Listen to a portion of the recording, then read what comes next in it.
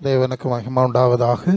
இந்த நாளில் நாம் தேவர் சமூகத்தில் கூடி வந்து அவரை மகிமைப்படுத்தும்படியாய் தேவன் நமக்கு உதவி செய்தார். ஆவியானவர் நமக்கு என்ன கற்றுத்தர விரும்புகிறாரோ அதை கற்றுக்கொள்ளும்படியாக நாம் காத்திருக்கிறோம். கற்றர் நமக்கு உதவி செய்வாராக. அல்லேலூயா. இந்த நாட்கள் மிகவும் சிக்கலான நாட்கள். மிக ஜாக்கிரதையாய் நாம் கடந்து செல்ல வேண்டும். ஆண்டவருடைய வார்த்தை அவருடைய ரெண்டாவது வருகையினுடைய காலத்தின் அடையாளம் எல்லாம் ரொம்ப வேகமாக நிறைவேறி வர்றது நம்ம பார்த்துட்ருக்குறோம். நீங்கள் விழிப்பாக இருப்பது நல்லது. நாங்கள் சபைகளுக்கு அதே வேகத்தோடு தான் செய்தியை சொல்லுகிறோம். ஜனங்களை தேவன் பரிசுத்தப்படுத்த, தேவ சித்தத்தை அறிகிற அறிவில் வேகமாய் வளர, ஆவிக்குரிய ரீதியில் பலன் அடைய தேவன் விரும்புகிறார். அதை எங்களுக்கு உணர்த்துகிறார். நாங்கள் ஜனங்களுக்கு அதை சொல்லுகிறோம். எந்த அளவு அவர்கள் அதை புரிந்து கொள்ளுகிறார்கள் என்று எங்களுக்கு தெரியவில்லை. அநேகரை அவர் புடம் போடுகிற சூழ்நிலையெல்லாம் இருக்கிறதுங்கிறதை நாங்கள் அறிகிறோம். ஆகவே இந்த நாட்களில் தேவ ஆவியானவர் நமக்கு என்ன எல்லாரோட இப்போ வசனம் இங்கே பேசும்போது மட்டும் இல்லை, உங்களோடும் ஆவியானவர் பல ரீதியில் பல காரியங்களை பேசுவார் என்பதை நான் அறிந்திருக்கிறேன். அதற்கு ஏற்ப ஆண்டவரோடு நடக்க நாம் கற்றுக்கொள்ள வேண்டும். ஒன்றை மனசில் கொள்ளுங்க, இந்த உலகத்தில் பூமியின் உயர்ந்த ஸ்தானத்துக்கு ஏறுறதுக்காக நாம் இங்கே வரையில. சரீரத்திலும் மற்றவர்கள் பாராட்டக்கூடிய ரீதியில் மேன்மையான நிலைகளை ஒன்று அடைகிறதுக்காக ஆண்டவர் நம்ம அழைத்து கொண்டு வரையில. ஒன்று, நாம் கண்ணை மூடினா நேர தேவ சமூகத்துக்கு அந்த நித்திய இளைப்பாறுதலுக்குரிய நல்ல சூழ்நிலைக்கு செல்ல வேண்டும். ஒருவேளை ஆண்டவர் வந்தால் நாம் மறுரூமாய் போக வேண்டும். அவ்வளோதான் சபையினுடைய நோக்கம். அதை காது உள்ளவன் கேட்க கடவன். ஆவியானவர் சபைகளுக்கு சொல்லுகிறதை காது உள்ளவன் கேட்க கடவன் என்று ஆண்டவர் சொல்கிற செய்தியை நாம் வாசிக்கிறோம். நல்லது. நம்ம வசனத்துக்குள்ளே போனோம். மத்தேயு 22 அதிகாரம் 37-38 வசனத்தில், மத்தேயு 22 37 38 அங்கே வாசிக்கிறோம். முதலாவது, தேவனாகிய கர்த்தரிடத்தில் உன் முழு ஆத்மாவோடும் உன் பலத்தோடும் முழு சிந்தையோடும் முழு மனசோடும் அன்பு கூறுவாயாக. அதை முதல்ல அந்த பகுதியை பார்க்கணும். நான் இங்கே வர வேண்டுங்கிற சூழ்நிலை இருந்தபோது உடனே மனசில் பழிச்சுன்னு அந்த வசனம் வந்தபடினால எப்போதும் அப்படி தான். நான் என்ன செய்தி சொல்ல வேண்டும் என்று உடனே மனசில் பண்ணுவார், ஒரு வசனம் வந்துடும், அதில் செல்வது வழக்கம். இப்போது இந்த வசனம் தான் என் முன்னால் வந்தது. நாம் அதன் மூலமாக கற்றுக்கொள்ள வேண்டிய காரியத்தை கர்த்தர் நமக்கு கற்றுக் கொடுக்கட்டும். அப்போ தேவனாகிய கர்த்தரிடத்துல அன்பு கூறு, முழு பலத்தோடு முழு சிந்தையோடு முழு மனசோடு என்றெல்லாம் வார்த்தைகள் இருக்கிறதை பார்க்குறோம். இன்னொரு ரீதியில் சொன்னால், பரலோக தேவ ராஜ்யத்தின் மேல் அன்பு கூறுங்கள், தேவனாகிய கர்த்தரிடத்தில் அன்பு கூறுங்கள் என்று சொல்வதை கொஞ்சம் விளக்கமாய் சொன்னால், பரலோக தேவனுடைய ராஜ்யத்தின் மேல் அன்பு கூறுங்கள். இதை மனசில் வச்சுருங்க. இப்போ மறுபக்கம் 1 யோவான் 2:15, உலகத்தில் உள்ளவைகளிலும் அன்பு கூறாதிருங்கள். சரியா? அன்பு கூறாதிருங்கள். யாக்கோபு 4:4, உலகத்திலும் உலக நேசம் தேவனுக்கு விரோதமான பகை என்று அறியீர்களா? உலகத்துக்கு சிநேகிதனாக இருக்க விரும்புகிறவன் தேவனுக்கு பகைஞ்சனாக இருக்கிறான். இவ 2 பகுதி. ஒன்று, பரலோக தேவ ராஜ்யத்திலே நாம் அன்பு கூற வேண்டும். இன்னொன்று, பூலோக காரியங்களில் அன்பு கூறக்கூடாது. இந்த 2 விஷயத்தையும் நம்ம மனசில் வைக்கணும். நாம் ஏன் பூலோகத்தை அன்பு கூறக்கூடாது? அதை தேவன் படைத்த போதிலும், அதை ஆசீர்வதித்த போதிலும், ஆதாமியவாள் தேவ ஐக்கியத்தில் இருக்க விரும்பலை, தேவ சித்தம் செய்ய விரும்பலை. சாத்தான் சித்தம் செய்ய போனாங்க, சாபிக்க வேண்டியதாயிட்டு கர்த்தர் போய்விட்டார். ஆக தேவனுடைய ராஜ்யம் இந்த உலகத்திலே ஏதேன் தோட்டத்திலேயே முடிவுக்கு வந்து விட்டது. பிறகு தொடர்ந்து எல்லா ஜனங்களும் சரி, இஸ்ரவேலர்களும் சரி, தேவ சித்தம் செய்யாமல் எல்லாரும் சாத்தா சித்தம் செய்து கடைசியில் லூக்கா 4:5 உலகம் முழுசும் எனக்கு ஒப்புவிக்கப்பட்டிருக்கிறது என்று சாத்தான் சொல்கிற அளவுக்கு நிலைமை வந்து விட்டது. அதனால் இந்த உலகத்தை நாம் நேசிக்க முடியாது. பரலோக தேவனை நேசிக்காத உலகத்தை நாம் நேசிக்க முடியாது. நான் அடிக்கடி சொல்லுகிற ஒரு காரியம் உண்டு. நம்ம பார்த்தா அந்த உலகம் ஏதோ கொஞ்சம் அநேகர் பிரியப்படுற மாதிரி நினைக்கிறாங்க. இந்த உலகத்துக்கு வரலாறு எப்படி தெரியுமா? நான் இங்கே சொல்லியிருப்பேன். இயேசுவை 2 கள்ளர்களுக்கு நடுவில் சிலுவையில் அரைஞ்சு தொங்க விட்ட உலகமாக்கும். இயேசுவுக்கு ஞானஸ்நானம் கொடுத்த யோவானை தலையை வெட்டி கொன்ன உலகமாக்கும். அப்புறம் ஸ்தேவானை நடு ரோட்டில் போட்டு கல்லறைஞ்சி கொன்ன உலகமாக்கும். பேதுருவை தலைகீழாக சிலுவையில் அரைஞ்சி கொலை செய்த உலகமாக்கும். பவுலை தலையை வெட்டி கொன்று போட்டார்கள். யாக்கோபை பட்டயத்தால் வெட்டி கொலை செய்தார்கள் என்று சொல்லி அப்போஸ்தலர் நடவடிக்கைகளை நாம் வாசிக்கிறோம். இப்படி பரிசுத்தவான்களை படுகொலை செய்த ஒரு உலகத்திலேயாக நாம் வாழ்ந்து கொண்டிருக்கிறோம் என்பதை நாம் மறந்துடக்கூடாது. அல்லேலூயா. அநேக கள்ள பிரசங்கிமார் இந்த ஜனங்களெல்லாம் ஏமாத்துறாங்க. நீங்கள் வெளிப்படுத்தல் 6ஆம் அதிகாரம் 9ஆம் வசனத்தில் 5ஆம் முத்திரையை உடைத்த போது தேவ வசனத்து நிமித்தம் தாங்கள் கொடுத்த சாட்சி நிமித்தம் கொல்லப்பட்ட ஆத்துமாக்களை பலிபீடத்தின் கீழ் கண்டேன். அவர்கள் பரிசுத்தமும் சத்தியமுள்ள ஆண்டவரே, தேவரீர் பூமியின் மேல் குடியிருக்கிறவரிடத்தில் எங்கள் இரத்தத்தை குறித்து எதுவரைக்கும் நியாய தீர்ப்பு செய்யாமலும் பழி வாங்காமலும் இருப்பீர் என்று மகா சத்தமாய் கூப்பிட்டார்கள். அப்போது இயேசு ஒரு சந்தர்ப்பத்தில் சொல்வார், நீதிமானாகிய ஆபேலின் இரத்தம் முதல் பலிபீடத்தண்டையிலே கொல்லப்பட்ட பகரியாவின் குமாரன் சகரியாவின் இரத்தம் வரை பழைய ஏற்பாட்டு ஒரு பட்டியலை சொல்லுகிற இன்னொரு வசனம் உண்டு. ஸோ இப்படி பரிசுத்தவான்களெல்லாம் படுகொலை செய்து சித்திரவதை செய்த ஒரு உலகத்திலேயே நம்ம வாழ்ந்துட்டுருக்கோம். அவருடைய அவங்க போய் எங்களுக்கு விரோதமாக செஞ்சவர்களை அந்த உலகத்துக்கு இன்னும் நியாய தீர்ப்பு கொடுக்கலையே என்று அவர்கள் கதறுகிறார்கள். அப்படிப்பட்ட ஒரு சாபமான உலகத்தில் வாழ்ந்து கொண்டிருக்கிறோம். அதை மறந்துடாதுங்க. இந்த கள்ளப்பிரசங்க மாதிரிலாம் ஏமாத்துறான் பிசாசு பயன்படுத்தி. ஆக நாம் ஏன் இந்த உலகத்தை நேசிக்கக்கூடாது என்ற அடிப்படைக்கு தான் இந்த வசனத்தை சொன்னேன். ஏசா 65:17 புதிய வானம் புதிய பூமி படைக்கிறேன் பழச மறந்துடுறேன்னு சொல்லிட்டாரு. அதனால் நாம் இந்த உலகத்தை நேசிக்க முடியாது. சரிதானே? மீண்டும் மீண்டும் நாங்கள் அதை வலியுறுத்தி தான் ஆக வேண்டும். இந்த உலகத்துக்கு வரலாறு பின்னணி தன்மை எப்படி இருக்கிறது, அது வெளியே அப்படி படம் காட்டிக்கிட்டு இருக்குது. உண்மையில் அது ரொம்ப மோசமான உலகம். இன்றைக்கி நாம் இந்த பைபிளை வாசிக்கிறோம். இந்த பைபிளை மொழிபெயர்த்த டின்டேல், அதாவது அந்த காலத்தில் கத்தோலிக்க சபை போப்பின் அதிகாரத்தில் இருந்து அவங்க இந்த பைபிளை யாரும் படிக்கப்படாது, இந்த பைபிளின் அடிப்படையில் யாரும் பிரசங்கம் பண்ணப்படாதுன்னு கண்டிப்பான சட்டம் வச்சுருந்தார்கள். அப்படி அதை மீறி பைபிளை, ஏன்னா அந்த பாதிரியாராய் படிக்க போனவர்கள் இந்த பைபிளை படித்தாங்க, அவங்க மட்டும்தான் படிக்கணும். படித்த போது தான் பைபிளில் இருக்க விஷயத்துக்கும் அன்றைக்கு இருந்த திருச்சபை சொல்லி கொண்டிருந்த விஷயத்திற்கும் சம்பந்தமே இல்லைங்கிறத கண்டுபிடிச்சாங்க. கண்டுபிடிச்சோடனே இதை எப்படியாவது மக்களுக்கு இந்த உண்மையை சொல்ல வேண்டும். அப்போ இந்த பைபிளை என்ன செய்யணும், மொழிபெயர்க்கணும், அந்த மற்ற மக்களுக்கு கையில் கொடுக்கணும். அதுக்கு முயற்சி பண்ணினாங்க. கையெழுத்து பிரதியாக தான் எழுதணும். அப்போ அதில் ஜான் விக்லிஃப் என்று சொல்லக்கூடிய ஒரு பாதிரியார், அவரை கம்பத்தில் எரித்து கொண்டு போட்டார்கள். பாதிரியார் தான், எப்படிடா நீ இந்த பைபிளை நீ மற்றவர்களுக்கு கொடுக்கலாம். டின்டேல் என்று ஒரு பிஷப், அவரையும் கொலை செஞ்சாங்க. ரொம்ப கடினமான சூழ்நிலையெல்லாம் கடந்து வந்திருக்கிறோம். அதை திருச்சபை வரலாறு படிக்கும்போது தான் தெரியும். ஜான் பன்னியன் என்ற ஒரு ஊழியக்காரர், அவர் கொஞ்சம் இதை புரிஞ்சுக்கிட்டார். உடனே அவரே சுவிசேஷத்தை வெளியே பிரசங்கம் பண்ண ஆரம்பித்தார். அவரை பிடிச்சி 12 ஆண்டுகள் ஜெயிலில் அடைச்சி வச்சாங்க. அவர் ஜெயிலில் இருந்த காலத்தில் தான் பரதேசியின் மோட்ச பிரயாணம் அல்லது உச்சித்த பட்டண பிரயாணம்னு ஒரு புக்கு, மோட்ச பிரயாணம்னு ஒரு புக்கு உண்டு. அது ரொம்ப சக்தி வாய்ந்த ஒரு புஸ்தகம். பைபிளுக்கு அடுத்தபடி ஒரு விசுவாசி ப்ராக்டிக்கலாக என்ன சூழ்நிலையெல்லாம் கடந்து போவாங்கிறத அவர் சொப்பனத்தில் காட்சியாய் தேவன் அவருக்கு காண்பித்ததை அவர் சிறையில் இருக்கும்போதெல்லாம் ஒவ்வொரு நாளும் எழுதி அங்கே வச்சார். ஜெயிலிருந்து வெளியே வரும்போது வெளியே கொண்டு வந்தார். அதை பதிப்பித்தார்கள். இன்று வரை அது பைபிளுக்கு அடுத்தபடி படிக்கப்படுகிற ஒரு புஸ்தகமாக இருக்குது. எதுக்கு சொல்ல வருகிறேன், இந்த உலகம் எவ்வளோ பயங்கரமானது என்பதை விசுவாசிகள் புரிந்து கொள்ள வேண்டும்.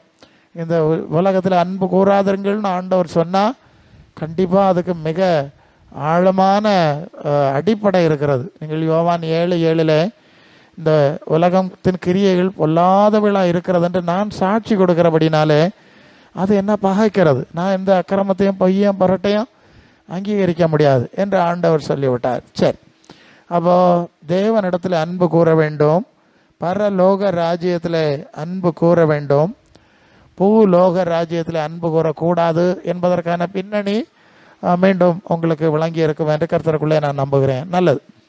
அடுத்தது, நாம் ஏன் பரலோக ராஜ்யத்தில் அன்பு கூற வேண்டும் என்ற அடுத்த ஒரு காரியத்தை பார்க்கணும்.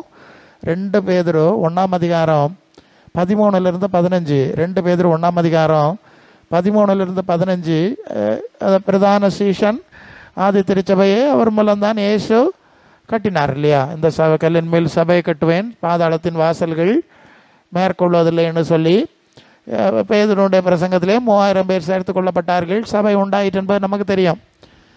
அந்த பேதுரு சொல்லுகிற வார்த்தையை பாருங்க, நான் இந்த கூடாரத்தை விட்டு என் சரீரத்தை விட்டு நான் போவது சீக்கிரமாக இருக்கும் என்று ஆண்டவர் கர்த்தர் இடத்துல சொல்லியிருக்கார். இயேசு சொன்னாராம், பேதுருவே நீ சீக்கிரமாய் உன் உலக ஓட்டத்தை முடிக்க போறாய். அவருக்கு வயசு நமக்கு தெரியலை, அவருக்கு ஆண்டவர் சொல்லிட்டார், நீ சீக்கிரமாய் உன் ஓட்டத்தை நீ முடிக்க வேண்டும், நீ ரெடி ஆயிரு என்று பேதுரு இடத்துல ஆண்டவர் சொன்னாராம்.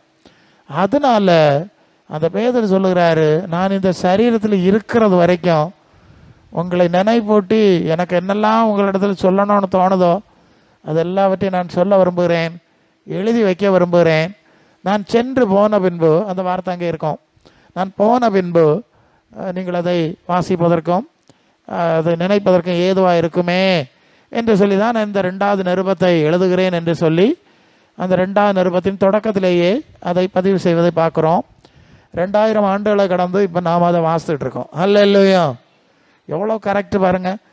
எல்லாம் ரெடி பண்ணு, வீட்டு காரியத்தை ரெடி பண்ணு, இல்லைன்னா நீ செய்ய வேண்டிய காரியத்தை ரெடி பண்ணு, நீ சீக்கிரமாய் போக வேண்டியிருக்கோம். இங்கே என்ன புரிகிறோம், நாம் சீக்கிரமாய் போக வேண்டி இருக்கிறது. அல்ல பேதுருவே போனோன்னா பின்ன நம்ம நிலைமை என்னது நீங்கள் யோசித்து பாருங்க. அதனால் இங்கே நம்ம சுற்றி நடக்கிற அந்த கள்ள கதைகளை நம்பாதுங்க. நாம் இந்த உலகத்தை விட்டு போக வேண்டும், இங்கே இருக்க முடியாது, இது நம்முடைய ராஜ்யம் அல்ல. ஆகவே இதன் மேலே நாம் அன்பு கூற முடியாது.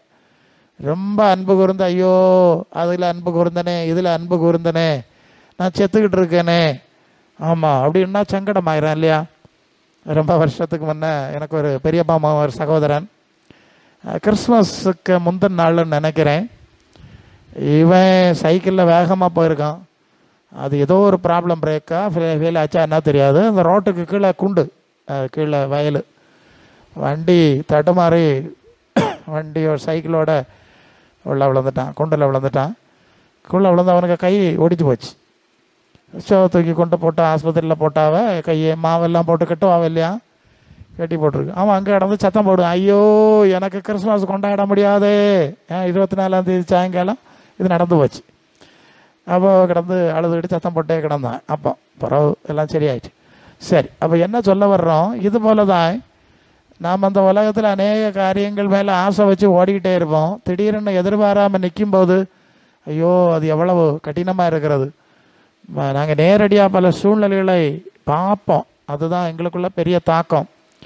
ஒரு இடத்துல ஒரு பையன், ஒரு வாலிப பையன், அவனுக்கு 18-19 என்ன வயசு தான், அவனுக்கு பாட்டி எங்கேயோ இறந்து போனாங்க. அவங்களுக்கு அடக்கத்துக்கு போயிட்டு பைக்கில் வர வழியில் இவனுக்கு ஆக்சிடெண்ட், அவ்வளோதான், ஃபினிஷ்ட். பாடி ஆஸ்பத்திரியை கொண்டு போய் போஸ்ட்மார்ட்டம் பண்ணி கொண்டு வந்தாங்க. அப்போ அது ஒரு ஊழியத்துக்கு ஒரு சபைக்கு பக்கத்தில் நடந்தது. அப்போ அந்த பாஸ்டர் சொன்னார், நம்ம சபைக்கு பக்கம் நம்மளும் அதில் ஒன்று போனோம், சபைக்கு வர்றதில்ல தான், அதனாலும் கடமை அப்படின்னு நாம் போவோம் பாஸ்டர்ன்னு சொல்லி நானும் பிரசங்கத்துக்கு இல்லாடம் போகிறது தானே போனோம். பாடியை கொண்டு வந்து இறக்குனாங்க, பார்சல் பண்ணி கொண்டு வந்து இறக்குனாங்க. அந்த அம்மா போட்ட சத்தம், நான் உன்னை பற்றி என்னெல்லாம் கனவு கொண்டனே மோனே, வர்ணிக்க முடியாதுங்க. ஆனால் நாங்கள் தான் இது எல்லா சூழ்நிலையிலும் நாங்கள் நிற்கணும், வர்ணிக்க முடியாத வேதனை. இது மாதிரி பல கனவுகளோடு நாம் வாழுகிறோம். கனவு சிதைந்து போனால் எப்படி இருக்கும். இப்போது இந்த பாகிஸ்தான் இந்தியா வாரில் ஒரு வாலிபா பையன் இல்லையா, ஆந்திராவா, தாய்க்கு ஒரே மகன், தாய்க்கு ஒரே மகன், சின்ன பையன் தான், பார்த்தா தெரியுது, இப்போ தான் போயிருப்பான், அவ்வளோதான். ஆக இந்த உலகத்தில் நாம் ஆசை வைக்கிறோம், ஆனால் அந்த ஆசையில் நம்ம இருக்க முடியாது, நாம் போக வேண்டும், அவ்வளோதான், வேற ஒன்றும் இல்லை. அப்போ இங்கே இருந்து போகணும்னு சொன்னால் இதுக்கு மேலே நாம் என்னத்துக்கு நேசம் இவ்வளோ வைக்கணும், ஏன் ஆசை வைக்கணும்? ஒரு கேள்வி இருக்கு இல்லையா, மிக முக்கியமாக மனசில் வைங்க. நாங்கள் எவ்வளவு முடியுமோ அவ்வளவு நிஜத்தில் நடக்குதான் சொல்லுறாங்க, புதுசாக ஒன்றும் சொல்லலை. சில வேளை நினைக்கிறது பரிசுக்கு யார் சாபம் போடுவார், நாங்கள் ஒரு சாபம் ஒன்றும் போடலை, நடக்கிறதுலையே சொன்னோம். இப்போ உலகத்தில் நடக்கிறதுல நாங்கள் சாபம் போட்டால் நடந்தது இல்லை, சாபம் போட்டு நடக்காது. அது அப்படி. நான் ஒரு இடத்துல உங்களுக்கு இங்கே சொன்னேன், எனக்கு தெரில, நான் ஒரு வீட்டு கூட்டத்தில் பேசும்போது நான் அழைச்சிட்டு போவாங்க, அவங்க சிஎஸ்ஐ சர்ச்சுக்கு போகிறாங்க. நான் கொஞ்சம் ஆவியானவர் தர்றது ஆழமாக பேசிடுவேன். திடீர்னு கண்ணை மூடிட்டா நமக்கு மலர் வளையம்தான் வைப்பாங்க. ஆண்டவர் சொல்கிறார், மரண பரியந்தம் உண்மையாக ஜீவ கிரீடத்தை உனக்கு தருவேன். அப்போ ஜீவ கிரீடத்துக்கு ரெடி ஆகணும். நம்ம இந்த மலர் வளையம் நமக்கு முக்கியம் இல்லை. அவ்வப்போது எனக்கு வரும் அப்படி சொல்லிடுவேன். பிறகு அந்த பாஸ்டர் என்ன கூப்பிட மாட்டார் அங்கே போகிறதுக்கு. கொஞ்ச நாள் கழிஞ்சு மீண்டும் அந்த கொஞ்சம் சில மாதங்கள் ஆயிடுச்சு. மீண்டும் ஒரு 6 மாதம் இருக்கும்னு நினைக்கேன். அந்த பகுதியில் ஓடி போக வேண்டிய வந்தது. அப்போ நான் கேட்டேன், பாஸ்டர் இந்த வீட்டில் ஒரு கூட்டம் மாதத்துக்கு அடிக்கடி வருவேன் இல்லையா, அந்த வீட்டாரெலாம் எப்படி இருக்கிறாவ அப்படின்னு. அப்போ தான் அவர் உள்ளே சொன்னார். என்ன சொன்னார்னா, பாஸ்டர் தப்பாக நினைக்காதுங்க, நீங்கள் அடிக்கடி மலர் வளையம்னு சொல்லுதியலாம், அதனால் இந்த வீட்டம்மாவுக்கு பயமாக இருக்கான். இந்த பிரசங்கர் அடிக்கடி மலர் வளையம்னு சொல்லுவார், எனக்கு பயமாக இருக்குன்னு. அதனால் அவரை கூட்டிகிட்டு வரான்டா, அதனால் நான் உங்களை கூப்பிடலை. அப்படியா, சரி சரி, இப்போ எப்படி இருக்காவன்னு கேட்டேன். இறந்து போனாவ, நிஜமாகவே மலர் வளையம் வச்சுட்டாவ. பார்த்தீங்களா, எனக்கு தெரியாது ஜீ வைக்கிற இடத்துக்கு ரெடி ஆகுங்க நான் சொல்லிகிட்டே இருந்தேன். ஸோ இது மாதிரி தான் அவங்களுக்கு உலகத்தில் மலர் வளையம் வைக்கிறவங்கெல்லாம் நாங்கள் பிரசங்கம் பண்ணியாக வைக்கிறாங்க, நடக்கிறதுலாம் நடந்துகிட்ருக்கு. இதுதான் நடந்துகிட்ருக்கு. நீ ரெடி ஆகுது வச்சுத்தான் செய்யின்னு சொன்னால் புரியலை, அப்புறம் என்ன செய்ய முடியும்?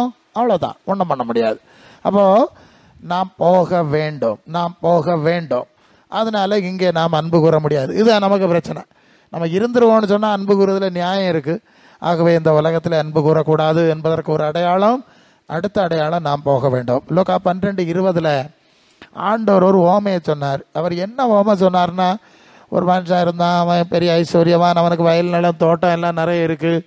அவன் சொல்கிறான், இந்த வருஷம் நிறைய வருமானம் வந்திருக்கிறது, சேர்த்து வைக்கிறதுக்கு இடம் கிடையாது, நான் இடித்து பெருசாக கட்டி எல்லாம் வைக்கிறேன், ஆத்துமாவே திரளான நாட்களுக்கு வேண்டிய காரியங்களை உனக்காக சேர்த்து வைத்திருக்கிறேன், நல்லா சாப்பிடு, நல்லா குடி, பூரி பாயிருன்னு சொல்லி கொண்டு இருந்தான். அப்போ ஆண்டவர் கேட்ட வார்த்தை, மதி கேட்டனே, இன்று ராத்திரி உன் ஆத்துமா உன்னை விட்டு எடுத்துக்கொள்ளப்பட்டால் நீர் சேகரித்தவைகள் யாருடையதாகும் என்று கேட்டார். இப்படி கேட்கறதுக்கு என்ன காரணம்னா, அந்த ஓமை ஆண்டவர் சொல்கிறதுக்கு என்ன காரணம்னா, அந்த காலத்தில் யூதர்களுக்கு ஒரு விசுவாசம் உண்டு. இன்றைக்கும் அதே விசுவாசத்தை அநேக சபையார் வச்சுருக்காங்க. நீ உன் பிள்ளைகளையும் இஸ்ரவேலுக்கு உண்டாகும் சமாதானத்தையும் காண்பாய், முதிர் வயதிலும் புஷ்டியும் பசுமையுமா இருந்து கனி கொடுப்பாய், ஏறக்குறைய சாவ மாட்டாய் என்று சொல்லுறது மாதிரி தான் அந்த மார்க்கத்தாருக்க நம்பிக்கை. அது தப்பு, அது தவறு. இன்னும் ராத்திரி ஜீவன் எடுக்கப்பட்டாலும் படலாம், நீ ஜாக்கிரதையாக இருக்கணும், தேவனிடத்தில் ஐஸ்வர்யமாயிரு அப்படின்னு சொல்லுவதுக்காக வேண்டி அந்த யூதர்களுக்கு அந்த தவறான கொள்கையை உடைப்பதற்கு ஆண்டவர் அந்த ஓமையை பயன்படுத்தினார் என்பதை நாம் புரிந்து கொள்ள வேண்டும். யாக்கோபு 4:14 சொல்லுது, நாளை நடப்ப நமக்கு தெரியாது, தேவனுக்கு சித்தமானா வச்சா இருக்கலாம். அப்போ எப்படி இந்த உலகத்தை அன்பு கூறுறது சொல்லுங்க? நாம் ஏன் இந்த உலகத்தை அன்பு கூறக்கூடாது? பரலோக தேவ ராஜ்யத்தை தான் முழு பலத்தோடு மனசோடு அன்பு கூற வேண்டும் என்பதை கொஞ்சம் நீங்கள் உணர்வு பூர்வமாய் புரியும். ஏன்னா இதுக்கு வெளியே போன பிறகு நீங்கள் பார்க்குறதும் காண்கிறதும் வேறு. நானும் பைக்கில் வந்தேன், கல்யாண வீடு கொண்டாட்டம், என்ன கூத்து நினச்சிக்கிட்டே வந்தேன் இல்லையா. நோவா காலத்தில் நடக்க மாதிரி நடக்கும், ஜலப்பிரளயம் வந்து வாரி கொன்ற பொருள் உணர்வடையாமல் இருந்தார்கள் இல்லையா. புசிப்பு குடிப்பு, மனைவியில் உள்ளவர்கள் இல்லாதவர்கள், எல்லா வாழ்க்கை ஏதோ ஒரு மாதிரி சமாதானமாக வாழ்ந்து முடித்தா பெரிய ஆசீர்வாதம்னு நினைக்க வேண்டியிருக்கு. என்ன வேகம், என்ன கூத்து, எவ்வளோ அழிவு, எவ்வளோ விபத்து, எவ்வளோ, அது ஒரு பக்கம் நடந்துகிட்ருக்கு. கூக்குரல் ஊழ அழுக நடந்துகிட்ருக்கு. இந்த பிசாசினுடைய ஆட்டம் மறுபக்கம் நடக்குது, எல்லாம் பார்த்துக்கிட்டு தான் வர்றோம். நமக்கு அந்த போதையில் நாம் சிக்கக்கூடாது என்பதற்கு தான் ஆவியானவர். எப்போதுமே நான் சபைக்குள்ள செய்தி இப்படி தான் சொல்லுவேன். நீங்கள் யூடியூப்பில் எல்லாம் ஒரு 600 கிட்ட பிரசங்கம் இருக்கும், நான் பல இடத்துல பண்ணுறது இதெல்லாம் அப்லோட் பண்ணிடுவேன். பார்த்திங்கன்னா அப்படி தான் இருக்கும். எங்களுக்கு வேறு ஒன்றும் பேசுறது சொல்லலை, இதோ சீக்கிரமாய் வருகிறேன், ரெடி ஆயிரு, மனுஷகுமாரனுக்கு முன்பாக நிறுத்த பாத்திரவான்களாக எண்ணப்படும்படி ஜாக்கிரதையாயிரு, அவ்வளவுதான். வேற ஒன்றும் எங்களுக்கு பேச முடியாது. வேணும்னா எடுத்துக்க, இல்லைன்னா விட்டுரு, உங்கள் பாடு. எங்களுக்கு ஆண்டவர் தந்த வேலை தான் செய்ய முடியும், உலக வேலை செய்ய முடியாது, மனுஷர்கள் விரும்புகிற மாதிரி எல்லாம் பேச முடியாது. பேசி ஒன்றும் ஆக போகிறது இல்லைங்க. நாங்கள் பேசிடலாம், பிறகு மலர் வளையம் வாங்கிட்டு வரணும், மாலையை வாங்கிட்டு வரணும், என்ன செய்ய முடியும்? ஒன்றும் செய்ய முடியாது. ஸோ அதனால் உண்மையை சொல்ல வேண்டிய கடமை இருக்குது. நல்லது. அப்போ நாம் இந்த உலகத்திலிருந்து போக வேண்டும். ஆகவே நாம் இந்த உலகத்தில் அன்பு கூற முடியாது. நாம் எங்கே போக அழைக்கப்பட்டிருக்கிறோமோ அந்த காரியத்தை மாத்திரம் மனசில் வச்சு அதில் தான் அன்பு கூற முடியும். மனசில் வச்சுருங்க. அப்போ பேதுரு சொன்னார், நான் இந்த தேகத்தை விட்டு கூடாரத்தை விட்டு போகிறது சீக்கிரமாக இருக்கும்னு சொன்னார் இல்லையா. அந்த வசனத்தை 2 பேதுரு 1:13 வாசித்தோம். அதே 2 பேதுரு 3 அதிகாரம் 13 வசனத்தில் அவர் சொல்லுது பார்ப்போம். 3:13 ஓகே. அதுக்கு முன்னால் இப்போ இருக்கிற வானம் பூமியும் அக்கினிக்கு இரையாக வச்சிருக்கு, பஞ்சபூதங்கள் வெந்து உருகி போகிறோம், அது 7லிருந்தே நம்ம படிக்கிறோம். அதனால் இந்த உலகத்தின் மேலே நம்ம அன்பு கூற முடியாது சொல்லிட்டு அவருடைய வாக்குத்தத்தத்தின்படியே நீதி வாசமாக இருக்கும், புதிய வானங்களும் புதிய பூமியும் உண்டாகும் என்று காத்திருக்கிறோம். நல்ல கவனிக்கலாம். அப்போ பரலோக ராஜ்யம் இனி வரப்போகிறதான புதிய வானம் புதிய பூமி, அதை செய்வேன், அதை உண்டாக்குவேன்னு வாக்குறுதி தந்திருக்கிறார். அதுதான் வாக்குத்தத்தம் நமக்கு. அந்த வாக்குத்தத்தத்தின்படி அதற்கு காத்திருக்கிறோம். அப்போ பூமியிலே மனசை வைக்கல, பரலோகத்தில் மனசை வைத்தார்கள் என்பதை இங்கே நாம் புரிந்து கொள்கிறோம். பரலோகத்திலே அன்பு கூர்ந்தார்கள். மனசு அவ்வளோ அப்படி சொன்னார், அப்படி சொன்னார், அப்படி சொன்னார், காத்தே இருக்கிறோம், அதுக்கே காத்திருக்கிறோம். பூமிக்குரிய எதற்கும் காத்திருக்கவில்லை. அது மிக தெளிவாய் அந்த பகுதியில் நாம் புரிந்து கொள்கிறோம். எபிரேயர் 13:14 நிலையான நகரம் நமக்கு இங்கே இல்லை, இங்கே இல்லை, வரப்போகிறதே நாடி தேடுகிறோம். நிலையானது இங்கே இல்லை, இங்கே உள்ள எதுவும் நிலை கிடையாது. ஜனங்கள் அதை எவ்வளோ உணர்கிறார்கள் நமக்கு தெரியலை, நாங்கள் சொல்லிக்கிட்டே இருக்கணும், அவ்வளவுதான். சரி, அப்போ நிலை இல்லாத வாழ்வை இங்கே வாழுகிறோம். ஆகவே இந்த பூமியில் இந்த உலகத்துக்குரியவில் அன்பு கூற முடியாது. நிலையான ராஜ்யம் நமக்கு இனி வருகிறதா இருக்கிறது. யோவான் 14:2-3 ஆண்டவர் சொல்வார், நான் இருக்கிற இடத்துல நீங்களும் இருக்கும்படி வந்து சேர்த்துக்கிடுவேன். அப்போ அடுத்த விஷயம் என்னது? அப்போ நிலையான ராஜ்யம் இல்லை, நிலையானது இனி இருக்கிறது. அது நமக்கு தெரியும். 2 கொரிந்தியர் 5:11 பூமிக்குரிய கூடாரமாகிய வீடு அழிந்து போனாலும் தேவனால் கட்டப்பட்ட கைவேலை இல்லாத நித்திய வீடு பரலோகத்தில் உண்டென்று சரி அறிந்திருக்கிறோம். அப்போ நித்திய வீடு அங்கே இருக்கிறது. காண்கிறவைகள் அநித்தியமானவைகள், காணாதவைகளோ நித்தியமானவைகள். அந்த அறிவு நல்ல மனசு அங்கே வச்சோம். இப்போது அது யோவான் 14:2-3 சொல்லும்போது ஏசு சொல்லுகிறார், நான் இருக்கிற இடத்திலே நீங்களும் இருக்கும்படி நான் மறுபடியும் வந்து சேர்த்து கொள்வேன். இப்போ அடுத்த விஷயம், ஏசு இருக்கிற இடத்துக்கு செல்ல வேண்டும் என்ற ஆசை தேவ பிள்ளைகளுக்கு இருக்க வேண்டும். இருக்கிறதுனால அவங்க இந்த பூமியில் ஆசை வைக்கிறதில்லை. முதலாவது இது சாபம், சாத்தானுக்குள்ளே கிடக்கு. ரெண்டாவது நாம் இங்கே நிலையாக இருக்க முடியாது, போய்தான் ஆக வேண்டும். மூன்றாவது நிலையான சுதந்திரத்தை தேவன் உண்டு பண்ணி கொண்டிருக்கிறார் என்பது நம்முடைய பூர்ணமான விசுவாசம். ஆகவே அதற்காய் காத்திருந்து அங்கே போவதற்காய் மனசை வைக்கிறதுனால இந்த பூமிக்குரிய காரியத்தில் நாம் அன்பு கூறவில்லை. அடுத்தது, இயேசு இருக்கிற இடத்துல அவரோடு கூட இருப்போம் என்ற ஒரு நம்பிக்கை. ஏன்னா யோவான் 18, 26, 27 தானே, என்னுடைய ராஜ்யம் இந்த உலகத்துக்குரியதல்ல, இந்த ராஜ்யம் உலகத்துக்குரியதானால் நாங்கள் எங்களுடைய சீடர்கள் போராடி இருப்பார்களே என்று ஆண்டவர் சொன்னார். அப்போ என்னுடைய ராஜ்யம் இந்த உலகத்துக்குரிய இல்லைன்னு சொல்லிட்டு போனார். உங்களுக்கு ஒரு ராஜ்யத்தை பரலோகத்தில் உண்டு பண்ணுவேன்னு சொன்னார். அங்கே நம்ம சேர்ந்திருக்கணும்னு சொன்னார். அதற்கு உங்களை அழைத்து போக நான் வருவேன் என்று சொன்னார். ஹல்லேலூயா. அப்போ இப்படி இதிலே மனசை வைக்கும்போது நமக்கு பூமிக்குரிய சிந்தை எல்லாம் போயிடும். இதுக்கு மேலே அன்பு கூற நமக்கு மனசு வராது. பிதாவாகிய தேவன் இருக்கிற தேவனுடைய ராஜ்யத்தில் மட்டும்தான் நாம் அன்பு கூறுகிறவர்களாய் மாறி விடுவோம். புரியுதா? நாம் ஏன் தேவ ராஜ்யத்தில் அன்பு கூற வேண்டும், உலக காரியங்களை அன்பு கூறக்கூடாது என்பதை நாம் சிந்திக்கிறோம்.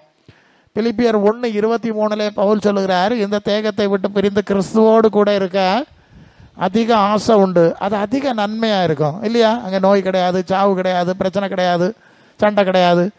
அது புதிய சரீரம் இல்லையா? ஆவிக்குரிய சரீரமாக இருக்கிறதுனாலே அங்கே போவதற்கு நாங்கள் அதிகமாய் விரும்புகிறோம். அந்த வார்த்தையை தான் சிந்திக்கிறோம். அதிக ஆசை. 2 கொரிந்தியர் 5:7-8 2 கொரிந்தியர் 5:7-8 இந்த பூமிக்குரிய இந்த தேகத்தில் குடியிருக்கையில் கர்த்தரிடத்தில் குடியிராதவர்களாக இருக்கிறோம் என்று அறிந்தோம், எப்பொழுதும் தைரியமாகவே இருக்கிறோம். நாம் தைரியமாகவே இந்த தேகத்தை விட்டு குடி விலகி போகவும் கர்த்தரிடத்தில் குடியிருக்கவும் அதிகமாய் விரும்புகிறோம். அங்கே அந்த வார்த்தை அதிகமாய் விரும்புகிறோம்.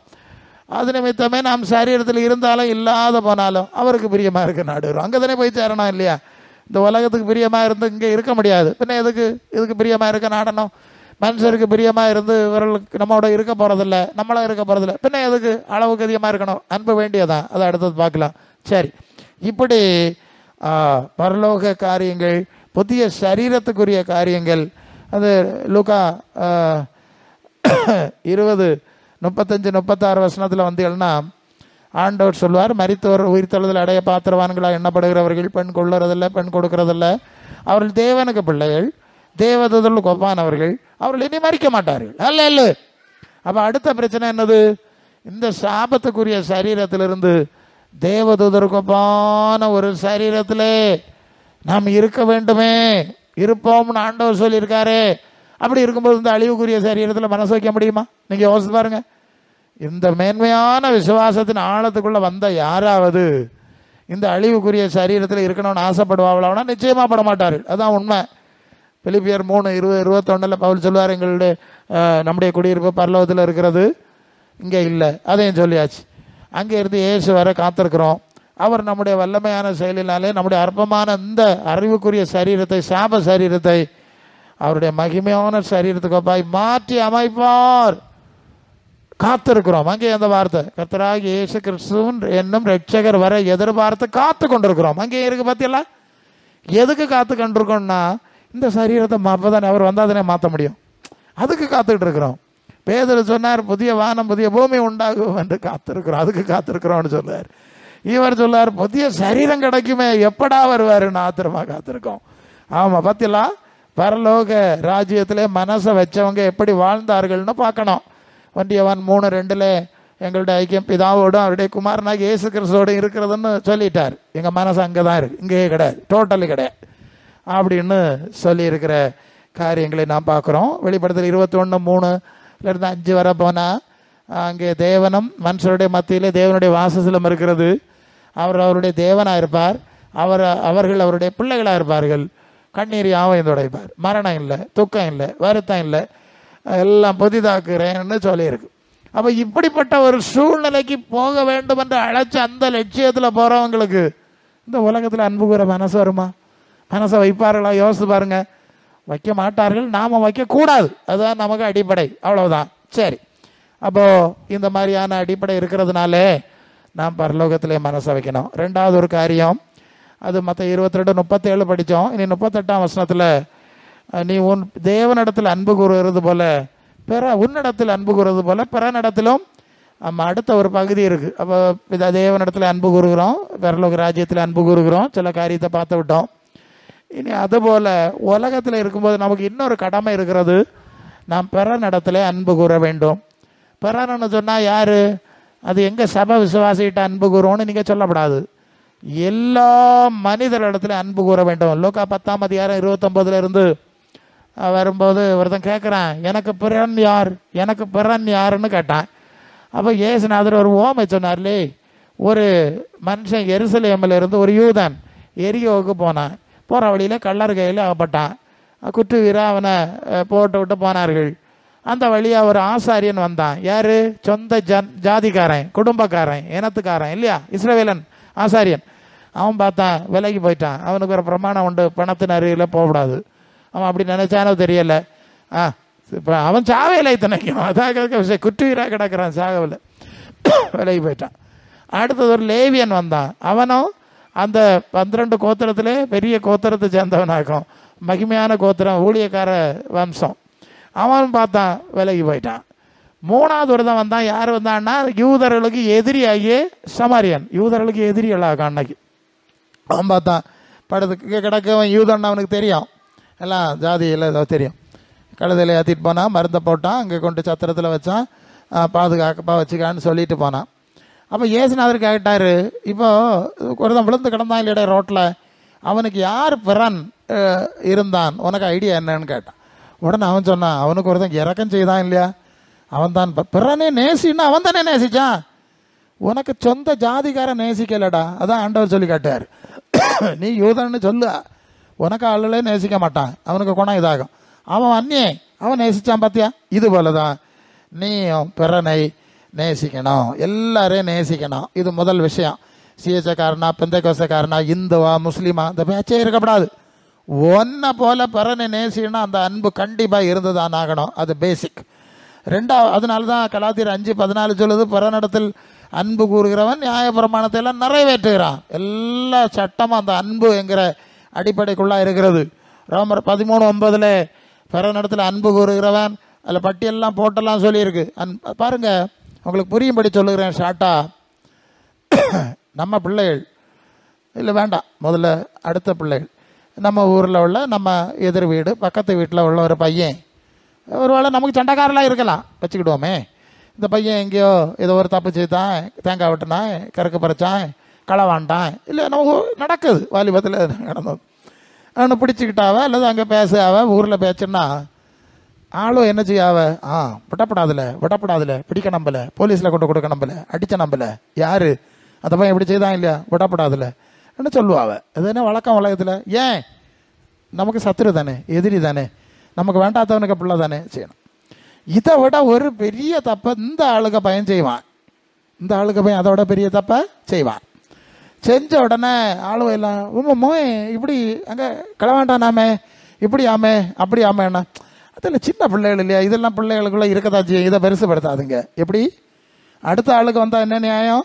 விடப்படாது, அடிக்கணும், பிடிக்கணும் எல்லாம் சொல்லியாச்சு. தனக்க பிள்ளைக்கு வந்தால் ஐய அதெல்லாம் அப்படி இல்லை இப்படி இல்லைன்னு உருட்டுவாவ நியாயம். இதுக்கு என்ன காரணம்னா, தனக்க பிள்ளையை தான் சிநேகிக்கிறபடினாலே இல்லையா, எல்லா அன்பு திரளான பாவங்களை மூடுன்னு சொன்ன மாதிரி. ஆமாம், 1 பேதுரு 4:8 போட்டு எல்லாம் மன்னிங்க எல்லாம் விடு. அன்பு இருந்தால் இதெல்லாம் நடக்கும். வம்பு இருந்தால் சின்ன காரியமோ பெருசாக்கி சண்டை உண்டாக்கிடுவாவ. அப்போ புரிஞ்சுக்கிடுங்க, அன்பின் அடிப்படை எல்லா பாவங்களிலிருந்து நமக்கு விடுதலை கொடுக்கிறது. கலாத்தியர் 5:22 ஆவியின் கனியும் அன்பு சந்தோஷம். முதலாவது அன்பு தான். பரிசுத்தாவியை பெற்றிருக்கிறேன், அந்நிய பாஷை பேசுகிறேன், கையை காலை உதறேன், எல்லாம் உதறிட்டு போங்க. உன்கிட்ட அன்பு இல்லைன்னா, ஆவியின் கனி இல்லைன்னா உங்களை ஒரு தேவ வம்சத்தில் சேர்க்க முடியாது. நான் அப்படி தான் பேசுவேன். நீ எந்த சபையாக இருந்தோன்னா என்ன, ஆவி கூட்டம்னு சொன்னால் உனக்கு ஆவிக்குரிய கனிகளை பார்க்கணும். நாங்கள் அதை இல்லையா முதல்ல பார்க்கணும். மற்றவங்களை விட உனக்கு அதிகமான அன்பு உனக்கிட்ட தெரியணும். அது தெரியலையே, நீ இன்னொரு சபைக்கு போகிற விசுவாசியை பார்த்தே மூஞ்சியை திருப்பிட்டு போகிற, நீ இல்லையா குடியிருக்குள்ள.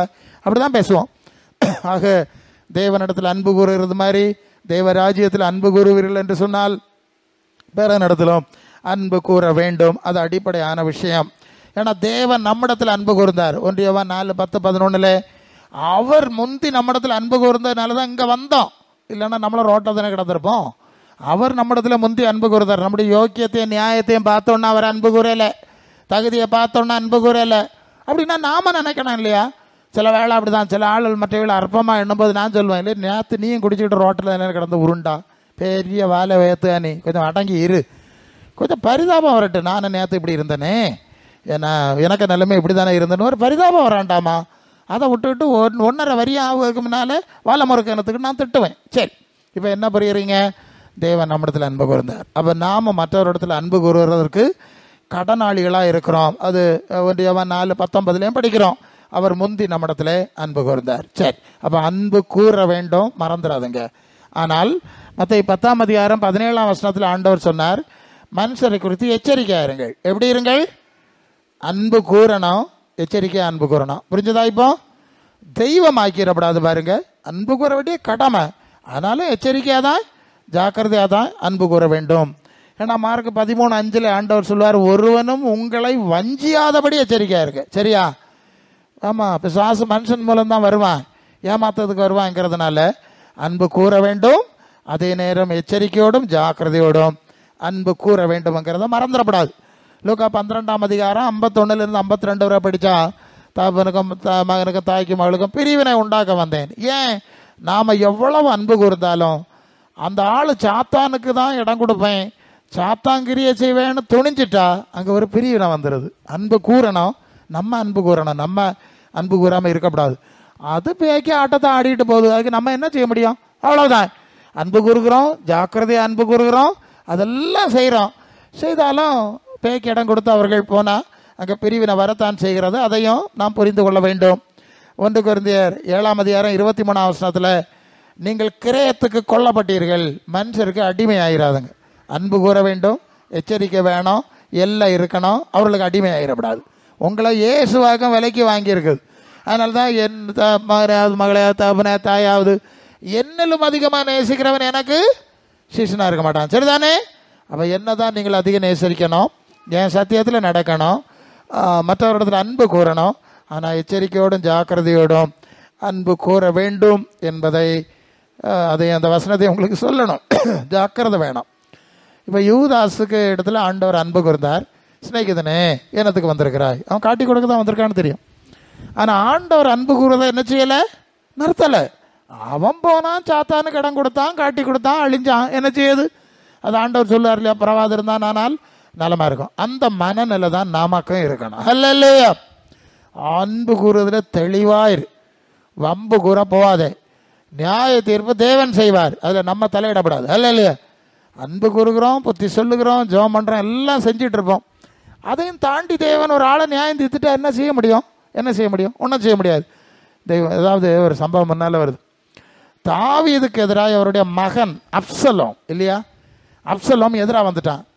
தாவனை கொல்லுறதுக்கு தாவம் உயிர் தப்ப ஓட்டுறான், எல்லாம் போட்டுட்டு ஓட்டம். அரண்மனையை விட்டு இறங்கி சொந்த மோனே வந்தால் என்ன செய்யுது? நீ நிற்க முடியாது, ஓட்டம். அப்போது ஓடுறான். தாவீதின் சேவகர்கள் அப்சலோமுக்கு சேவகர்களுக்கு இடையில் பல சண்டையெல்லாம் நடக்கும். அப்போ தாவீது சொல்லுவான் தன்னுடைய சேவர்கிட்ட, டேய் எதிராக வர்றது எனக்கு மோனாக்கம், எதிராக வர்றது எனக்கு மோனாக்கம், கொஞ்சம் பதமாக நடத்துங்க. என்ன கொள்ளாமா? அந்த அன்பின் ஆழத்தை பாருங்க. கொஞ்சம் பக்குவமாக நடத்துங்கடே, என் பயலாக எனக்கு எதிராக வந்துட்டான், என்ன செய்யுது? சிக்கலான சவாலான நிலைமை, பிள்ளையாண்டானே, ஆமாம் மென்மையாக நடத்துங்கன்னு சொல்கிறான். அது வருது, வசனம் எடுத்த நேரம் போயிடும். ஒரு கட்டத்தில் இவன் ரொம்ப ஆக்ரோஷமாக தகப்பனுக்கு எதிராக போவ, ஓடுற வழியில் தலைமுடி கருவாலி மரத்தில் சிக்க, அவன் அதில் தொங்க, இவனும் சேவை மாதிரி குத்தி என்ன பண்ணிட்டானு கொண்டு போட்டான். யாரை? தாவீதின் மகனை கொண்டு போட்டான். தாவீதுக்கு மகன் செத்து போனான் என்ற செய்தி தாவீதுக்கு அறிவிக்கப்பட்ட போது தாவீது என்ன செஞ்சானா தெரியுமா? என் மகனே, உனக்கு பதிலாக நான் செத்தேனானால் நலமா இருக்கணும் கதறி அலறிக்கிட்டே போனானா. அந்த வசனம் எங்கே இருக்கு? எடுத்து யாரும் இல்லை. பத்தியலா? அன்பின் ஆழம். தனக்கு எதிராக வந்தவன் தான், ஒரு பக்கம் அன்பு தான், ஆனால் மறுபக்கம் ஒரு நியாய தீர்ப்பம் வந்துட்டு முதல்ல பதமாக நடத்துன்னு சொல்லி பார்த்தான், நடக்கலை. உனக்கு பதிலாக நான் செத்தேனானால் நலமா இருக்குவேன்னு அலறி கொண்டே போகிறான். அப்போ அந்த அன்பு தன்மையை நீங்கள் புரிந்து கொள்ள வேண்டும். முடிவு பரியந்த நம்ம அன்பு கூர்ந்து தான் ஆகணும். ஆனால் எச்சரிக்கையோடு ஜாக்கிரதையோடு, அவ்வளவுதான். அதையும் தாண்டி ஒரு ஆள் போனால் ஒன்றும் நம்ம செய்ய முடியாது பாருங்கள். அது அவங்க கிரியை கேட்ட பலன், நியாய தீர்ப்பு அடைகிறார்கள். ஓகே, இதை நாம் புரிந்து கொள்ளணும். ரோமர் 16ஆம் அதிகாரம் 17ஆம் வசனத்தில், நீங்கள் கற்றுக்கொண்ட உபதேசத்திற்கும் நடைமுறைக்கும் விரோதமாய் பிரிவினைகளையும் இடரல்களையும் உண்டாக்குறதை விட்டு நீங்கள் விலக வேண்டும் அப்படின்னு ஒரு காரியத்தை பவுல் சொல்லுவார். யோவான் ஒரு இடத்துல சொல்லும்போது, இந்த உபதேசத்தை கொண்டு வராதவன் உங்கள் வீடுகளில் ஏற்றுக்கொள்ளாமல் இருங்கள் அப்படின்னு இன்னொன்று சொல்லுவார். சரி, இந்த இடத்தையே நம்ம புரியணும். இப்போ எடுத்தோடனே அநேகர் பந்தக்கோசக்காரர்கள் தான் இந்த அக்கிரமம் செய்யுது. தோணு ஆளுகள் எல்லாம் இவே அது வேத புரட்டனாக்கணும், இவன் அவனை சொல்லிக்கிடுது, அவன் இவனை வேத புரட்டன்னு சொல்லிட்டு மூஞ்சி கிழத்து எடுத்துட்டு போகிறது. அப்படி ஒன்றா போகிறதுக்கு சொல்லலை. நீங்கள் எல்லார் இடத்துல அன்பு கூற வேண்டும். முதல் விஷயம், அவர்களுக்கு வேதம் தெரியலைன்னா நீங்கள் அவர்களுக்கு அதை புரிய வைக்க முயற்சி செய்ய வேண்டும். மூன்றாவது, அவர்களுக்காக ஜெபம் பண்ணணும். சரிதானே? அவர்களுடைய தவறான நம்பிக்கைகளை நாம் எடுத்துக்கொள்ளக்கூடாதே தவிர அன்பு கூறுவதை நிறுத்தக்கூடாது. இப்போ புரியுதா? ரொம்ப ஆழத்தை பேசிகிட்டு இருக்கேன். அவன் வேத அந்த கோயில் இந்த கோயில் விக்கிரக ஆராதனைக்காரன் அப்படியெல்லாம் நீங்கள் ஒதுக்கி வைக்கப்படாது. அவன் எந்த ஆராதனைக்காரனாக இருந்துட்டு போட்டு, பே வழிபாட்டுக்காரனாக இருந்தாலும் நீ நம்ம அன்பு கூர்ந்து தான் ஆக வேண்டும். அவன் கொள்கையை நம்ம எடுக்க முடியாது. அவன் செய்கிற தப்பு. சில ஆளு சொல்லுவாங்க இல்லையா, பையன் நல்ல பயலாக, ஆனால் சில ஆளை இப்படி ஆகி போகுது, குடிச்சான்னா இப்படி சொல்லுவோம், பையன் நல்ல பயலாக, குடிச்சான்னா இப்படி ஆகி போகுதுன்னு சொல்லுவாங்க. உலகத்தில் உள்ளது சொல்லுகிறேன். மனுஷன் நல்லவன் தான், தேவசாயலில் படைக்கப்பட்டவன், அதை மறந்துடப்படாது. அவனை நம் தேவசாயலில் படைக்க சாத்தானுக்கு சாயலில் படைக்கலையே. அவன் சாத்தானுக்கு இடம் கொடுத்துட்டான், அவனுக்கு கண்ணியில் சிக்கிட்டான். கரையாற்ற முடியும்னா பாரு. அது கடைசி வரைக்கும் நம்ம வேலையை நம்ம செய்யணும். என் முன்னால் ஒரு உதாரணம் வருது, நான் சொல்லேன். ஒரு புஸ்தகத்தில் படித்தது. ஒரு ஆத்து ஓரத்தில் ஒரு முனிவர், அது இந்து சாஸ்திரத்தில் முனிவர் ரிஷின்னெல்லாம் சொல்லுவாங்க. அவர் நடந்து போயிட்டு இருந்த வேளை இந்த ஆற்று தண்ணி இப்படி போயிட்டுருக்கா, அதில் ஒரு தேள் ஆற்று தண்ணியில் விழுந்துட்டு, இந்த தண்ணி அடிச்சுக்கிட்டே போனோன்னு அந்த தேளை இழுத்துக்கிட்டே போகுது. இந்த ரிஷி இந்த முனிவரை பார்த்தாரு, இவருக்கு இறக்கம் உண்டாயிட்டு, ஐயோ இது ஆற்று தண்ணியில் அடிச்சுட்டு போகுதேன்னு சொல்லி இதை என்ன செஞ்சார், பிடிச்சி கரையில் விட்டுறவனு இப்படி பிடிச்சி தூக்குனதான் உண்டு. அது வாழை வளைச்சி ஒரு கொட்டிட்டு எப்படி இருக்கும்? அதுக்கு தெரியாதுல்ல, அது தனக்கு சேஃப் கார்டை பார்த்து கொட்டிட்டு இவர் ஐயாவோன்னு கையை உதறினாரு. திருப்பியும் கீழே விழுந்துட்டு திருப்பியும் பார்த்துட்டே இருந்தார். அவருக்கு இறக்கம் பின்னும் அவருக்கு மனசு பிறக்கல. திருப்பியும் பிடிச்சாரு, திருப்பியும் கொட்டுறது, திருப்பியும் உதற கீழே. இப்படியே நடக்குது. ஒருதான் அங்கே ஏதோ வேடிக்கையாக பார்த்துட்டு இருந்தான். அவன் கேட்டானா, என்னய்யா உமக்கு மண்டைக்கு வழி இல்லையா? நீர் அதை பிடிச்சு விட போனா அது திருப்பி திருப்பி கொட்டிக்கிட்டு இருக்குல்ல, பின்ன எதுக்கு மீண்டும் அதை பிடிக்க போறீருன்னு கேட்டா இவர் சொல்லுவாரா, அது அதுக்கு ஜென்ம சுவாபத்தை குணத்தை காட்டுது, நான் எனக்கு குணத்தை காட்டுறேன். இல்லை இல்லை சரி மனசுல அது கொட்டதோட நான் கொட்ட முடியும். அவங்க பேச விட நம்ம அப்படி பேச முடியும். அவங்க காட்டு அவன் அதே மாதிரி. அப்போ நமக்கு அவங்களுக்கு வித்தியாசம் இல்லாமல் ஆயிரும் இல்லையா? இந்த ஆழத்தை புரியணும். அப்போ அன்பு கூறணும், ஆனால் அவங்களுடைய தவறான கொள்கையை எடுத்துக்கொள்ளக்கூடாது. ஆனால் நான் எத்தனையோ ஆளுகளை பார்த்துருக்கேன், நான் எத்தனையோ சூழ்நிலையில் சுற்றி வர்றேன். எனக்கு ஒருத்தர்கிட்டையும் பிரச்சனை கிடையாது. நீங்கள் எந்த கொள்கையில் இருந்தாலும் சரி, எந்த கோட்பாட்டில் இருந்தாலும் சரி, பைபிளுக்கு விரோதமாக இருந்தாலும் சரி, எனக்கு ஒன்றுட்ட பிரச்சனை சண்டை ஒன்றும் கிடையாது. நான் எனக்கு தெரிஞ்ச உனக்கு சொல்லி தந்துக்கிட்டே இருப்பேன், போதிச்சுட்டே இருப்பேன். ஆனால் இந்த கள்ளத்தனமான ஆவி கூட்டம் என்ன செய்யும் தெரியுமா? ஓடிடும், பாதியிலே ஓடி போயிடும். உன்கிட்ட பேச விரும்பலன்னு ஓடிடும். எனக்கு சிரிப்பாக வரும். நான் பேச விரும்புகிறேன்டா, வாங்க. உங்களுக்கு தானே விருப்பம் இல்லை, பேச முடியல, எனக்கு ஒன்றும் பிரச்சனை இல்லையா? உங்கள்கிட்ட இருக்க தப்பு கொள்கைன்னு எனக்கு 1000 மடங்கு தெரியும். அதனால எனக்கு உங்களுக்கு சொல்லி தரணும். அதனால இந்த இயேசு நாமம் அந்த நாமம்லாம் பிரிவினை இருக்குது. நான் எல்லா இடத்துலையும் பிரசங்கம் பண்ணுறேன். அது ஒரு நைட்டாக இருக்கட்டும், அங்கே வச்சுக்க. எனக்கு ஜனங்களுக்கு பேச வேண்டிய செய்தி இன்னைக்கு அப்படிதான்.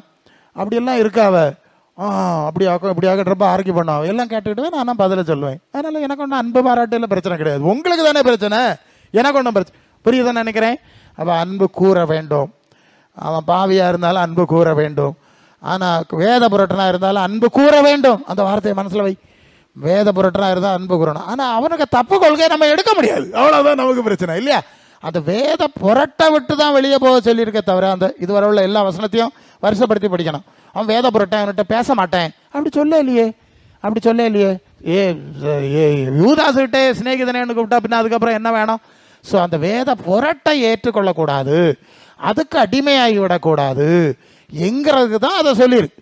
அவங்கள்ட்ட நீங்கள் பேசிகிட்டு இருந்து அப்படிப்பட்டவங்க ரொம்ப, ஏன்னா சாத்தான் சிலர் அப்படி பயன்படுத்தும் போது நீங்கள் அந்த வழிக்கு போகக்கூடாது என்பது சொல்லியிருக்கே தவிர அன்பு கூறுதலை விட்டு விடக்கூடாது. சரியா புரிந்து கொள்வீர்கள் நினைக்கிறேன். இது ரொம்ப நுட்பமான விஷயம். இந்த தப்பை இந்த ஆவி கூட்டங்கள் எல்லாம் செய்யுது. நான் முடிக்கணும். இந்த ஆவி கூட்டத்துக்கு ஒரு பதில் நான் எனக்கு ஆவியானவர் தந்தது தான். அது கலாத்தியர் 5:19-20. அது 5:19-20 மாம்சத்தின் கிரியைகள், நல்ல கவனிக்க, மாம்சத்தின் கிரியைகள் வெளியரங்கமாக இருக்கின்றன அப்படின்னு ஒரு பட்டியல் போட்டிருக்கு இல்லையா? போட்டுட்டு அங்கே என்ன வரோம்னா பிரிவினைகள், சண்டைகள், மார்க்க பேதங்கள். என்னது? மார்க்க பேதங்கள் அப்படின்னு சொல்லியிருக்கு. அப்போ மார்க்க பேதம்னு சொல்கிறது எப்படி வருது? பொறாமைகள். 21 இல்லை 20 விக்கிரக ஆராதனை, புலி சூன்யம், பகை, விரோதம், வைராக்கியம், கோபம், சண்டை, பிரிவினை, மார்க்க பேதம். அந்த மார்க்க பேதம்னுள்ள வார்த்தை இந்த வேத புரட்டுன்னு சொல்லுவதும் மார்க்க பேதம்னு சொல்லுவதும் ஒரே விஷயம். அப்போ இது ஆவியின் கனி கிடையாது, இது சாத்தானுடைய கனி. அப்போ நமக்குள்ள வேத புரட்டு மார்க்க பேதம் இருக்கக்கூடாது. தெரியாதவர்களுக்கு நம்ம சொல்லிக் கொடுக்குறோம், கடைசி வரைக்கும் அன்பு பாராட்டி சொல்லிக் கொடுக்கணும். இந்த மாதிரி உன்கிட்ட பேச மாட்டேன், மூஞ்சியை காட்ட மாட்டேன், திருப்பிட்டு போயிடுவேன்னு சொன்னால் அது பரிசுத்த ஆவிக்க கனி கிடையாது. ஏன்னா பரிசுத்த ஆவினாலே தேவ அன்பு இருதயங்களிலே ஊற்றப்படுகிறதுன்னு வசனம் இருக்கு. தேவ அன்பு ஊற்றப்படுதான், தண்ணி மழை பெஞ்சது மாதிரி. அப்போ அன்பு வந்துக்கிட்டே தான் இருக்கும், அதை நீங்கள் தடுத்து நடத்த முடியாது. அவன் போகிறான், அது வேற விஷயம். சரி, அப்போது முதலாவது தேவனுடைய ராஜ்யத்தில், பரலோக ராஜ்யத்துக்குரிய காரியத்தில் என்ன செய்யுங்கள்? நீங்கள் அன்பு கூற வேண்டும், மனசங்க வைக்கணும். பூலோகத்தில் அன்பு கூறக்கூடாது. காரணம், இந்த பூலோகம் நமக்கு சொந்தம் இல்லை, இங்கே இருக்க மாட்டோம். இது சாபமும் தீமையும் நிறைஞ்ச உலகம். இனி இயேசு இருக்கிற இடத்துக்கு செல்லணுங்கிற ஆசை இருக்கிறதுனால பூலோகத்தில் அன்பு கூறாமல் பரலோகத்தில் அன்பு கூறுகிறோம். அவர் இருக்கிற வண்ணமாகவே நாம் இன்னொரு சரீரத்துக்கு போக விரும்புறதுனால இந்த அழிவுக்குரிய உடலுக்குரிய சூழ்நிலையில் நாம் அன்பு கூறாமல் பரலோகத்தில் அன்பு கூறுகிறோம். தேவனிடத்தில் எவ்வளவு பூரணமாக அன்பு கூறுகிறோமோ அதுபோல பிறனிடத்திலே அன்பு கூற வேண்டும், அது அடிப்படை. ஆனால் ஜாக்கிரதையாக அன்பு கூறணும், வஞ்சனைக்கு இடம் கொடுத்துடப்படாது. வேத புரட்டர்களுக்கு அவர்கள் நல்வழிபடுறதுக்கு முயற்சி பண்ணணுமே தவிர அவர்கள் மேலே அன்பு கூற வேண்டும். வேத புரட்டுகளை எடுத்துக்கொள்ளக்கூடாது. தேவ அன்பு பரிசுத்த ஆவியினால் நம்ம உள்ளத்தில் ஊற்றப்பட வேண்டும். மார்க்க பேதங்களுக்கு அந்த மாதிரிலாம் இடம் கொடுக்காம கிறிஸ்துவின் பூரண அன்பிலே நாம் வளர வேண்டும். அல்லேலூயா. பத்தியெல்லாம் சிந்திக்கும் போது ஆழம். சமயம் இல்லாதனால கொஞ்சம் ஷார்ட்டாக சொன்னேன். இதுதான் சபையின் அனுபவம், இதுதான் கிறிஸ்துவ அனுபவம், இதுதான் ஆவிக்குரிய அனுபவம். இந்த ஆவிக்குரிய அனுபவத்தில் வளரும் போது தான் நம்முடைய ஆத்மா, உள்ளான மனுஷன் நாளுக்கு நாள் இந்த தன்மையிலே, இந்த சிந்தையிலே புதிதாக்கப்பட்டு கொண்டே வருது. கிறிஸ்து இயேசுடைய சிந்தையில் வளர்ந்து கொண்டே வருகிறது. கிறிஸ்துவின் சிந்தை வருது. ஒரு நாள் இந்த சரீரத்தை விட்டு அந்த பூரண மகிமை அடைந்த ஆத்ம சரீரத்தோடு நாம் வெளியே அந்த ராஜ்யத்துக்கு போகிறோம். இதுக்கு வேண்டி தான் இந்த சுவிசேஷத்தை சபையை வச்சிருக்கார். அதற்காக நாம் பயன்படுத்துகிறோம், பயன்பட வேண்டும். எத்தனையோ வசனம், வார்த்தைகள், ஆவியின் அனுபவங்கள்லாம் கொடுத்துருக்கிறார். ஆகவே எந்த நாட்களில் ஒரு நல்ல தீர்மானம் எடுப்போம். இந்த உலகத்தில் அன்பு வைக்க மாட்டேன், பரலோக ராஜ்யத்துக்குரிய காரியங்களில் கிறிஸ்துவின் ஆவிக்குரிய ஆழமான தெய்வீக குணாதிசயங்களை அடையும்படி நான் தேவன் பேரில் அன்பு கூறுவேன் என்று சொல்லி நம்மை அர்ப்பணிப்போம். கர்த்தர் இந்த வார்த்தையில் நம்மை ஆசீர்வதிப்பாராக. ஆமென்.